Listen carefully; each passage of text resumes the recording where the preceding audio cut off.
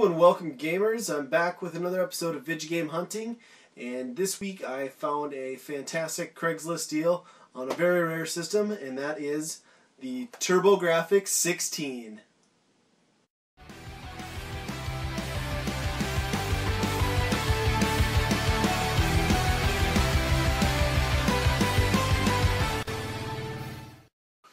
Alright, so this Craigslist ad for the Turbografx 16 was initially posted with the games for I think $250, which, you know, the seller wasn't that off base, I guess, if you're looking at retail or eBay prices. I'd send an initial message out, you know, are you firm on the price? Never got a response, so I just assumed that would be the end of it. I wasn't going to pay that much for it. You know, a few days later the ad was reposted and it was down to $175, which I thought, you know, was approaching a reasonable price. I went lower than that, put in an offer. The guy came back and said, yeah, I'll take that, but the catch is I'm leaving town. You got to meet me in the next hour. And I was actually looking at this ad on my lunch break at work, and I replied back, yeah, I'd love to pick it up. I'm at work. I can't get away. He comes back right away. I'll bring it to you, and I'll knock another $10 off. So $10 off on top of what I had already offered to give him, which I thought was an amazing deal, and he was bringing it right to me, so I couldn't pass it up. But yeah, this is the Turbografx 16, and this is a system I've really wanted for a long time. I'm really excited to get it, actually. I never thought I'd actually own one, especially with this many games. This is kind of one of those systems that's so uncommon that if you're, you know, to me, if I'm going to buy it, I needed a nice stack of games with it. This one came with 17. And I thought that was worth it because I know I'm never going to come across those games in the wild, and I'm not big into buying stuff on eBay.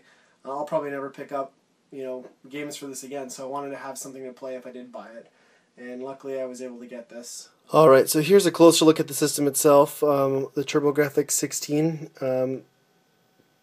Now, this system was released in 1989 in the US, and it just didn't do very well. It was kind of a flop. This was known as the PC Engine in Japan, which was released in 1987, so a couple years prior, and this was a pretty big success. It overtook the Nintendo, the NES, in there at that time, and the system over there actually had games released for it, and it was supported up until 1999. In the US, that just wasn't the case. After just a couple of years, this thing died off. It got beat out by the 16-bit competitors, which would have been the Sega Genesis and the Super Nintendo. And even though this has got Turbografx 16 in the name, this isn't truly a 16-bit console, I guess. It's kind of one of those things where everybody's got an opinion on it.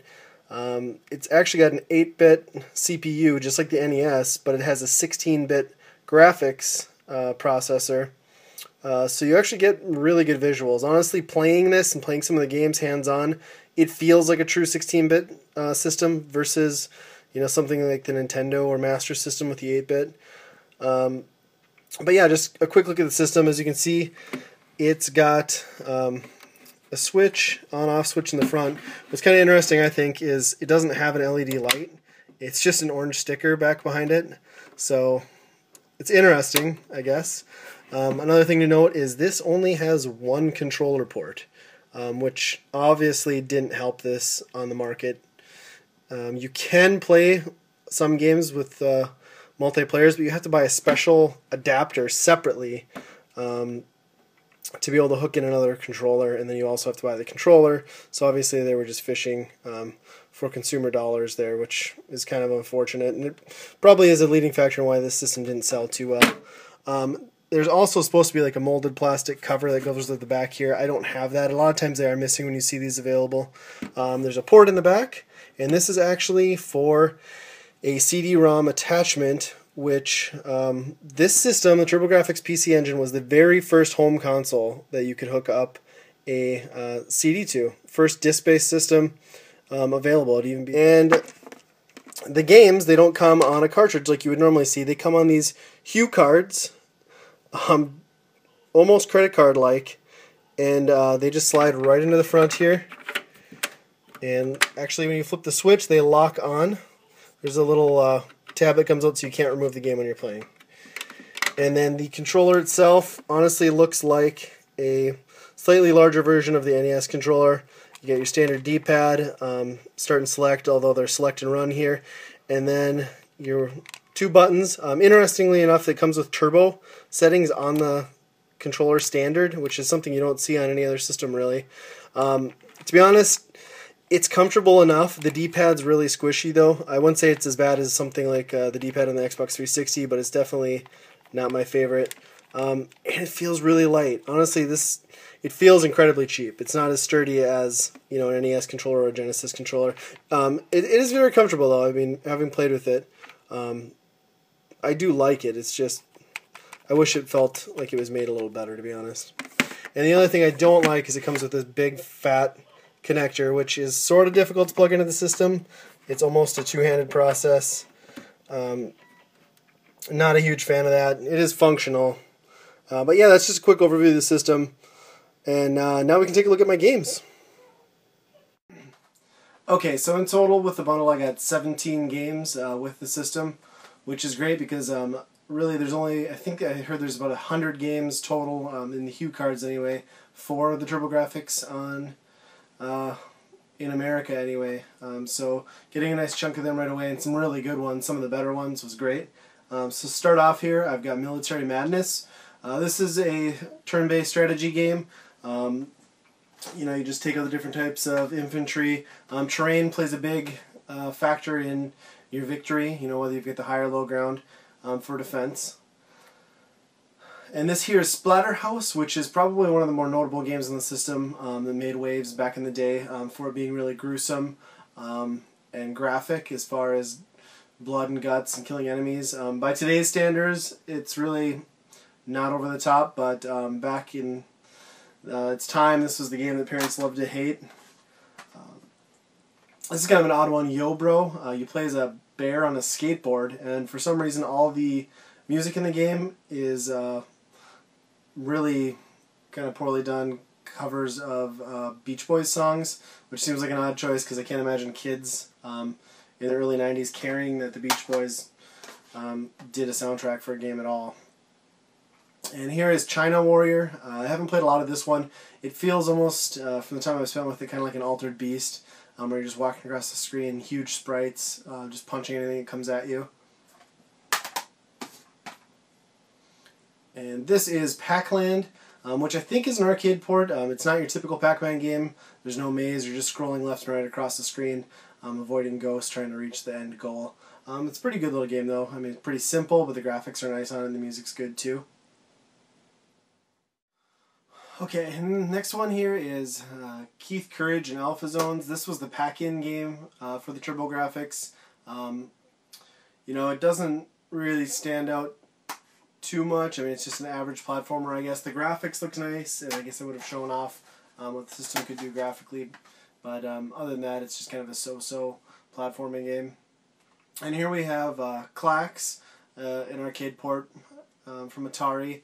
And it's just a simple puzzler, but what kills me about this one is on the Hue card itself, the graphic is a guy, it looks like he's supposed to be just moving blocks around with his hands, but it's just awkward and it almost looks like he's just frustrated and he's about to bash himself in the nuts with a brick, which is probably about as fun as playing Clax. I know some people probably like it, I've never been a big fan, I have it for the NES as well. And this is Alien Crush. This is a more popular game for the system also. It's just an alien-themed pinball game. There's 2 tables on it. It's a nice game to pop in and play for a little bit. You know, not in long stretches, I guess. And here we have Bonk's Adventure. And Bonk's is a pretty identifiable character from the Turbografx. He was sort of their mascot, you know, to rival you know, Nintendo's Mario and Sega's Sonic. Solid platforming game. You attack with your head and you run around as a little caveman bashing guys in with head dives. So it's a fun one, and it's the first in this series. Here we have Nightmare Creatures, which honestly is a pretty bad action game. I played a little bit of it. The controls are just awful. Graphics really aren't that appealing either, so I'm not a huge fan of this one. And here we have a great one. This is Kadash. This is a workings design game, actually. Kind of an action RPG. You can level up as you're going through dungeons and taking out enemies. Amazing graphics on it, too. And the cutscenes are really well done. I'm having a lot of fun with this one. And this is Sidearms. This is a, I guess, shoot 'em up game, which the Turbografx is sort of known for. It's pretty fun, a lot of action, nothing really stands out to set it apart from any other shooter you've probably played. And then I do have a few games with this bundle that didn't come with the cases. I'll show you those here. This is Neutopia 2, and this one plays, honestly, it's a lot like Zelda: Link to the Past on the SNES. Really good graphics, really solid gameplay, and I think this is kind of a harder to find a game for the system. I might be mistaken, but the price online is very high, not that that necessarily means anything, but great game. And this one is a Atlas game. It's Summer Assault, or Summer Assault, I guess. Kind of an interesting game. It's fun. The best way to describe it, I guess, is you play almost a slinky, I guess, with a gun. Then you can do some platforming from wall to wall. It's sort of interesting mechanics. Haven't gotten too far into it, but it is a lot of fun. This one is Ninja Spirit, and this is a fantastic ninja game. Great action game. There's a lot of fun power-ups. You can get multiple copies of your character on the screen and increase your weapon strength, and it's just a constant barrage of enemies coming at you. It's a blast. And this last one here, Zonk. This is probably my favorite one that I've got in the bundle so far, at least the one I've put the most time into. It sort of ties into the Bonk series. The character looks like Bonk, but he's a robot underneath, and it's a vertical or a side-scrolling shooter, I guess. Great colors, great action, amazing scrolling backgrounds. It really does show off what this system can do and is capable of, and it's a great game. I can't recommend it enough. And last item here, I got a Turbografx 16 game encyclopedia. It's actually kind of cool. It talks about the system, the specs, what games you should play, gives some ratings, which really would have been important in 1989 when the Turbografx came out, because you didn't have the internet to go to find out about that kind of stuff. So encyclopedias like this one or the Nintendo Power are about your only option. So it's kind of neat to get that. I did page through it in a little bit. But that's everything I got with the bundle. If you haven't played the Turbografx, you can get your hands on one. I highly recommend it. I think it's a fantastic system, and I'm looking forward to hopefully maybe running into games in the future. Probably doubtful though, being they're pretty hard to come by unless you're going to be shopping on eBay. But yeah, that's it for this week.